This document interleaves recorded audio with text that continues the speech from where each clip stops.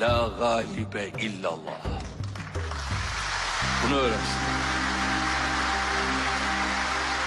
Allah'tan başka galip yoktur. Tek galip o. Üzülmeyiniz. Mahzun olmayınız. İnanıyorsanız muhakkak üstünsünüz. İnanıyoruz ve üstünüz Allah'ın izniyle. Şunu asla unutmayın sevgili kardeşlerim. O alemlere rahmet olarak gönderilmiş bir peygamberdi.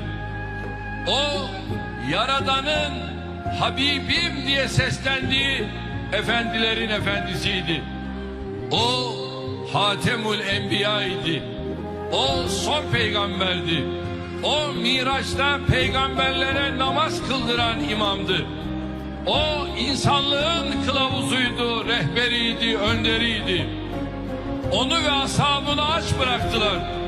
Zulmettiler. İşkencelerden geçirdiler. Tahkir ettiler.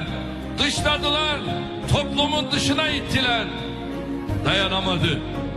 O çok sevdiği Mekke'yi, mükerrem sıfatlı Mekke'yi, evini yurdunu terk etmek zorunda kaldı.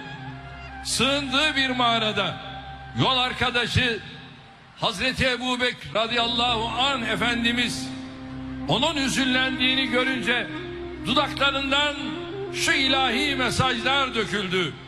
La tahzen innallâhe me'ana. Korkma, çekinme, üzülme, hüzünlenme, yeyse kapılma. Allah bizimle beraberdir dedi. Kardeşlerim, bize gelen emir son derece açıktır.